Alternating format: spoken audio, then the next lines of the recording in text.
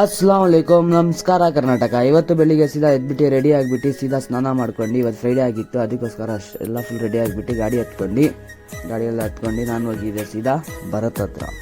ಏನಕ್ಕೆ ಭರತ್ ಹತ್ರ ಅಂದರೆ ಇವತ್ತು ನಮಗೆ PCP ಕ್ಲಾಸಸ್ ಇತ್ತು ಜನವರಿ ಟೆಸ್ಟ್ ಸ್ಕೂಲಲ್ಲಿ, ಅದಕ್ಕೋಸ್ಕರ ಅಲ್ಲಿ ಹೋಗ್ಬಿಟ್ಟು ಪ್ರಾಕ್ಟಿಕಲ್ ಬಗ್ಗೆ ಕೇಳ್ಕೊಂಡು ಸೀದಾ ಹೋಗಿದ್ದೆ. ಮತ್ತು ನಾನು ವಿರಾಟು ಸೇರ್ಕೊಂಡು ಪ್ರಾಕ್ಟಿಕಲ್ ಪ್ರಿಂಟ್ಔಟ್ ತೆಗಿಬೇಕಿತ್ತು, ಅದಕ್ಕೋಸ್ಕರ ಇವನು ಬರ್ತೀನಿ ಅಂದ್ಬಿಟ್ಟು ಬಂದ. ಸರಿ ಬಾ ಅಂತ ಕರ್ಕೊಂಡು ಇವನ್ನ ಹೋಗ್ಬಿಟ್ಟು ಪ್ರಾಕ್ಟಿಕಲ್ ಪ್ರಿಂಟ್ಔಟ್ ತಗೊಂಡು ಸೀದಾ ಬಂದಿದ್ದೆ ನಾನು ಮನೆ ಹತ್ರ ಗಾಡಿ ಹಾಕ್ಬಿಟ್ಟು. ಅಲ್ಲಿಂದ ನಾನು ಬರೋಷ್ಟರಲ್ಲೇ 2 ಗಂಟೆ 2:15 ಆಗಿತ್ತು. ಆಮೇಲೆ ಅಮೀನ್ನ ಫೋನ್ ಮಾಡಿದ್ದೆ, ಬಾರೋ ಎಲ್ಲಿದ್ಯಾ ಹಂಗೆ ಅಂತ, ನಮಾಜ್ ಮಾಡೋಣ ಅಂತ ಹೋಗ್ಬೇಕಿತ್ತು. ಅದಕ್ಕೋಸ್ಕರ ಇವ್ನು ಬಂದುಬಿಟ್ಟು ಅಮೀನು ಕರ್ಕೊಂಡೋಗಿ ಆಮೇಲೆ ಅಷ್ಟರಲ್ಲೇ 3:30 ನಮಾಜ್ ಮಾಡಿದ್ವಿ. ನಮಾಜ್ ಸಿಕ್ತು ಆ ಟೈಮ್ಗೆ. ಆಮೇಲೆ ಹೆವಿ ಜಾಮ್ ಆಗಿಬಿಟ್ಟೈತೆ, ಫುಲ್ ಜಾಮ್, ರೋಡೇ ಜಾಮು, ಬಂಪರ್ ಜಾಮ್ ಆಗಿಬಿಟ್ಟೈತೆ.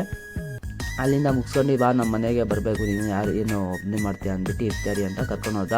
ಆಮೇಲೆ ಇಫ್ತಾರಿ ಎಲ್ಲ ಮಾಡ್ಕೊಂಡು ನಮಾಜ್ ಮಾಡೋಕೆ ಇಬ್ಬರು ಹೋಗಿದ್ವಿ. ನಮಾಜ್ ಮಾಡ್ಕೊಂಡು ಅಲ್ಲಿಂದ ಇವ್ರ ಮನೇಲಿ ಬಂದು ಕುತ್ಕೊಂಡಿದ್ದೆ, ಹಂಗೆ ಕುತ್ಕೊಂಡು ವಿಡಿಯೋ ತಗೊಂಡಿದ್ದೆ.